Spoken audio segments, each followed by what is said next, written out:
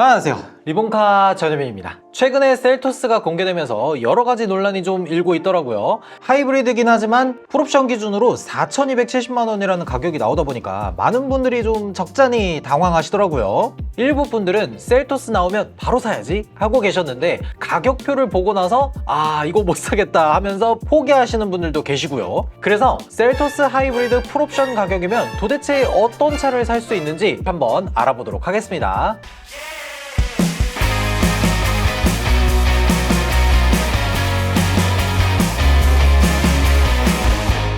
일단은 셀토스가 왜 이런 가격인지 봐야겠죠. 셀토스 하이브리드 X라인 트림을 고르면 친환경차 세제 혜택 받고 개소세 할인까지 받아서 트림 가격만 3,584만원이에요. 뭐 센데 요 안에 옵션들이 다 들어가 있으면 전혀 상관이 없겠죠. 근데 많은 분들이 불만을 품으신 것 중에 하나가, 왜 가장 윗등급까지 올라갔는데 선택 옵션이 왜 이렇게 많냐, 이런 말씀을 하시더라고요. X라인 기준으로 선택 가능한 옵션이 8개입니다 잠깐만, 이게 맞아? 빌트인 캠2, 드라이브 와이즈, 모니터링, 헤드업 디스플레이, 컴포트, 하만카돈, V12, 파노라마 썬루프까지, 여기에다가 색상 옵션까지 더하면 돈을 추가로 더 내야 하는 옵션이 9개인 거예요. 보통 우리가 자동차를 구매할 때 최고 트림까지 올라가면은 선택 옵션이 사륜구동이라든지 썬루프, 헤드업 디스플레이, 빌트인 캠, 요 정도만 고르면 되지 않나 라고 생각을 하는데, 셀토스는 하이브리드의 X라인이라는 최고 트림을 골라도 선택 옵션이 9개나 있어서 선택 옵션을 고르기에 너무 어렵다는 이야기도 많이 있더라고요. 그리고 옵션 중에서 생각보다 많은 분들이 이거 정말 불만이다 라고 말씀하시는 것들 중에 하나가, 가장 높은 트림을 골랐는데 2열 에어벤트 넣는 걸 컴포트라는 선택 옵션으로 빼는 게 맞냐? 라고 하시는 분들이 있더라고요. 지금 생각해보니까 최고 트림까지 올라왔는데 2열에 에어벤트가 빠지고 열선 시트 빠진다는 게 납득이 잘 안 되는 것 같기도 해요. 여튼 하이브리드의 X라인 트림까지 골랐는데 이런저런 선택 옵션들을 전부 더하니까 4,270만원이라는 돈이 나오는 거잖아요.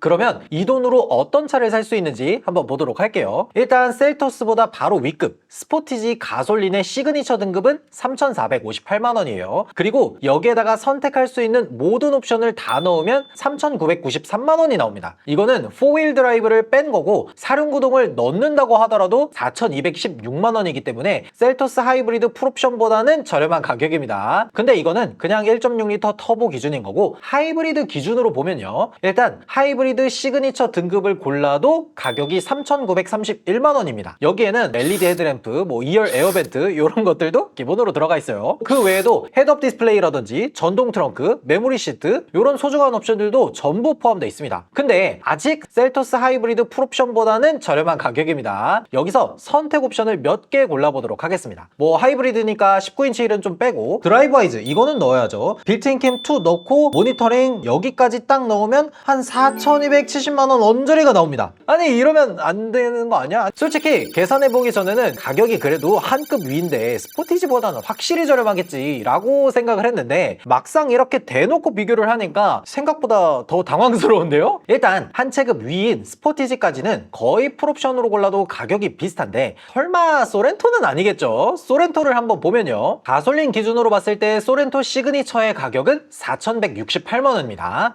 돈이 좀 남아. 시그니처 등급이다 보니까 어지간한 옵션은 다 들어가 있어요. 어라운드 뷰, 원격 스마트 주차 보조, 디스플레이 이런 것들이 전부 다 들어갑니다. 그래서 사실 선택할 만한 옵션이라고 하면은 드라이브 와이즈나 헤드업 디스플레이, 빌트인 캠2 요 정도인데, 이런 것들을 다 더하고 나면은 4,416만원이 됩니다. 근데 아무리 생각해도 하이브리드가 아니긴 하지만 두 체급 위에 가장 높은 등급이랑 가격이 비슷하다는 게 조금 놀랍긴 하네요. 설마 하이브리드는 안 되겠지 하고 하이브리드 가격표를 보면, 역시 하이브리드의 가장 높은 트림을 고르기에는 좀 무리가 있어요. 그래서 소렌토 하이브리드를 고르게 되면은 노블레스 정도까지만 선택할 수 있고, 시그니처는 조금 어렵네요. 근데 솔직하게 말해서 소렌토 노블레스랑 시그니처의 가장 큰 차이가 내장재가 바뀌고 LED 헤드램프라고 생각을 하기 때문에, 개인적으로는 노블레스 트림이 정말 가성비가 좋거든요. 그래서 노블레스 트림을 고르고 여기에 130만원짜리 옵션을 딱 하나만 고르게 되면 소렌토 하이브리드 노블레스 트림에 드라이브 와이즈를 더했을 때의 가격이 대략 한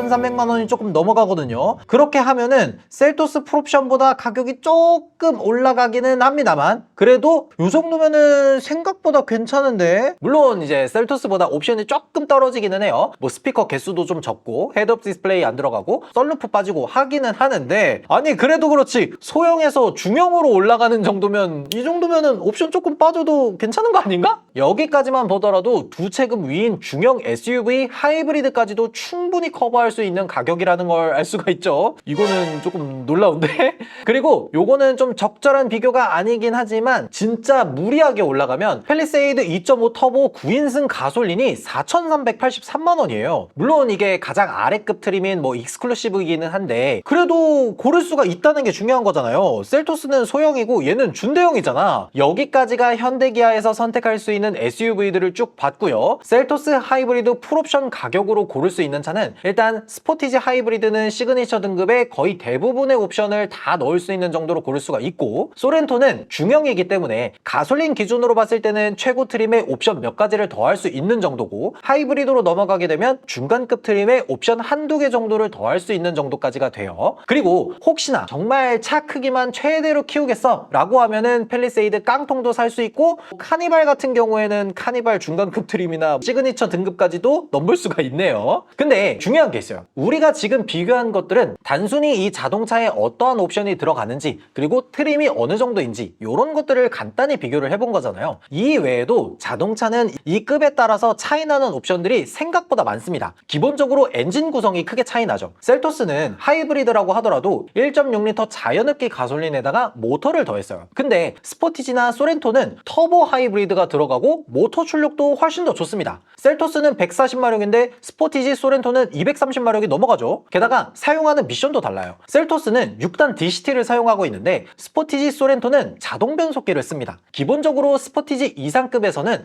훨씬 더 성능이 좋은 파워트레인을 사용한다는 거예요. 또 있습니다. 셀토스는 기존보다 커졌다고는 하지만 그래봤자 옵션을 많이 넣고 하이브리드 고르고 해봤자 소형 SUV예요. 사실 작죠? 뭐 2열에 사람 앉고 그러면 트렁크 공간도 사실 크다고 하기는 어려워요. 근데 스포티지는 기본적으로 전장 지원이 4,600mm가 넘고 소렌토는 4,800mm가 넘습니다. 실내 공간도 훨씬 더 커지는 거잖아요. 그리고 또 차이점이 있는데 주행을 해보면 이 주행 성능에도 차이가 좀 큽니다. 셀토스는 중부내륙 고속도로나 이런 데를 가면 제한 속도가 110km잖아요. 그렇게 주행을 하다가 보면 이 자동차가 가볍고 가벼운 데서 오는 좀 통통 튀는 듯한, 좋게 말하면 좀 날렵한 그런 느낌이 들면서 아래급인 만큼 외부에서 들어오는 소음이나 충격에 조금 취약합니다. 그에 반해서 스포티지나 소렌토급으로 올라가면 확실히 승차감이나 정숙성에서도 훨씬 더 좋은 모습을 보여주니까 이런 것들까지 돈으로 포함시켰을 때는 확실히 위급으로 올라가는 의미가 충분하다고 봐요. 여기서 끝이 아닙니다. 내연기관 말고 전기차도 충분히 선택할 수 있어요. 같은 기아 쪽으로 가보면 이번에 가격 인하까지 해서 선택의 폭이 더 넓어졌잖아요. 일단은 EV3, 같은 소형 SUV라고는 하지만 EV3는 4,300, 셀토스는 4,430mm로 전장 제원 차이가 좀 있어요. 중요한 건 EV3의 가장 낮은 등급이 4천만 원이라고 적혀 있기는 하지만 전기차는 보조금이 있잖아요. 롱레인지 기준으로 봤을 때 EV3는 국고 보조금, 지자체 보조금, 그리고 혹시나 내연차에서 전기차로 바꾸는 사람들에게 전환지원금을 100만 원 더 추가로 줘요. 그래서 최대로 받을 수 있는 지원금이 대략 한 900만 원 정도가 됩니다. 여기서 만약에 다둥이라든지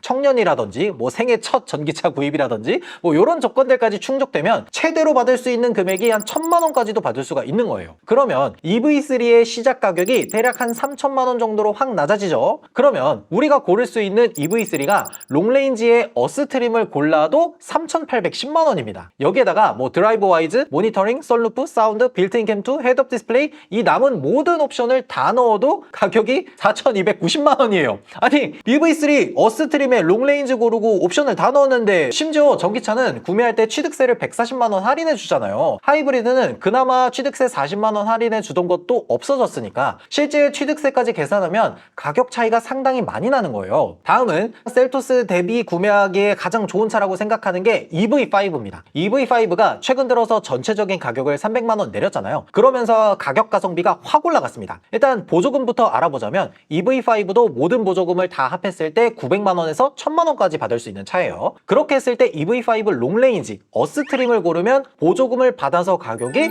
3,950 잠깐만. EV3가 3,810만 원인데 EV5가 3,950만 원이라고? 둘 다 똑같이 롱레인지의 어스트림을 골랐는데 가격이 140만 원 차이가 나는 거잖아. EV3를 왜 사지? 여튼 EV5에서도 어스트림 정도까지 올라오면 사실상 대부분의 옵션이 다 들어가 있습니다. 그러다 보니까 조금만 선택 옵션을 넣으면 되는데 제가 봤을 때 모니터링, 드라이브 와이즈, 빌트인 캠2 플러스, 컴포트 2까지 넣으면 가격이 4,336만 원이 되거든요. 요 정도면은 셀토스 하이브리드 풀옵션을 살 수 있는 가격에서 지금 준중형 전기차 상위 트림의 옵션 몇 가지를 들어간 차를 뽑을 수가 있는 거예요. 상당히 매력적인데요? 그리고 요 위로 뭐 EV6가 있기는 한데 EV6가 아무리 가격을 내렸다고 하더라도 여러 가지 좋은 기술이 들어가고 하다 보니까 어스 트림의 롱레인지까지 고를 수는 없고 뭐 에어 트림의 롱레인지까지는 고를 수가 있습니다. EV6는 조금 무리인 것 같기는 해요. 여기까지가 지금 셀토스 하이브리드 풀옵션 살 수 있는 돈으로 기아 브랜드 내에서 어떤 자동차들을 살 수 있나 한번 알아봤는데요. 와, 상당히 괜찮은 차량들을 살 수가 있는데 이거 이런 정도면 셀토스의 가격 책정을 좀 다시 해야 되는 거 아닐까 생각이 드네. 그리고 수입 자동차 중에서도 몇 가지를 구입할 수가 있긴 합니다. 지금 가장 핫한 뭐 테슬라 모델 Y RWD 프리미엄이 4,999만 원인데 이 차가 국고보조금, 지자체 보조금 이런 것들을 받았을 때 대략 가격이 한 4,700만 원 정도에 구입할 수가 있거든요. 여기에다가 전기차는 취득세를 140만 원 정도 깎아주니까 취득세까지 전부 포함된 가격으로 보면 셀토스는 4,270만 원에다가 300만 원 정도의 취득세를 더해서 대략 한 4,570만 원을 내야 되고 테슬라는 4,889만 원을 내야 돼요. 그러다 보니까 셀토스를 구매할 가격에 300만 원을 더 내면 모델 Y를 갈 수가 있고요. 모델 3는 뭐 스탠다드는 당연히 살 수가 있고 프리미엄 롱레인지가 보조금을 좀 많이 주거든요. 그래서 한 600만 원 정도 받을 수가 있습니다. 그러면 5,299만 원짜리 자동차의 가격이 실제로는 4,700만 원 정도까지 내려오기 때문에 구매 가격이 모델 Y랑 비슷해집니다. 그러니까 모델 3 롱레인지 프리미엄 같은 경우에도 한 300만 원 정도 더 내면은 갈 수가 있는 거예요. 이 외에는 뭐 비아디에서 나온 실라이언 7이 보조금 받아서 한 4,300만 원 정도 하니까 중형 SUV 전기차를 구입할 수도 있고요. 수입차 중에서도 조금 프리미엄 라인으로 넘어가면 아우디 Q3나 BMW X2 같은 차량들이 할인을 좀 많이 해주니까 그런 차량들도 구입할 수가 있겠네요. 오늘 이렇게 셀토스 가격에 구입할 수 있는 차량들을 한번 쭉 알아봤는데 알아보면 알아볼수록 셀토스는 풀옵션이 아니라 지난번에 제가 말씀드렸던 것처럼 가솔린 모델 고르고 중간 프레스티지 트림에다가 옵션 한 두세 가지 골라서 한 3천만 원에 사는 게 딱 적절하다고 생각이 드네요. 여러분들은 어떻게 생각하시는지 댓글로 달아주시면 좋을 것 같습니다. 지금까지 저는 리본카 전혜빈이었습니다. 감사합니다.